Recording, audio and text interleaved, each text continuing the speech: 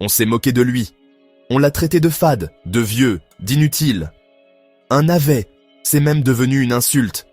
Et pourtant, le navet, lui, n'a jamais eu besoin d'être à la mode pour exister.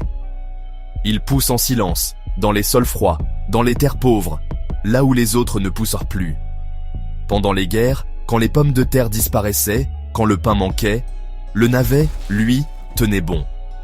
Il nourrissait sans faire de bruit. Il remplissait les soupes, les estomacs, les corps. Il n'était pas là pour briller, il était là pour survivre. Et ce qu'on oublie, c'est que ce légume discret est aussi une pharmacie naturelle.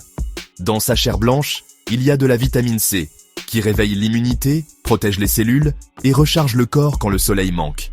Il est bourré d'antioxydants qui calment l'inflammation et ralentissent l'usure du temps. Il contient des glucosinolates, ces composés sulfureux qui purifient le foie et renforcent les mécanismes de défense.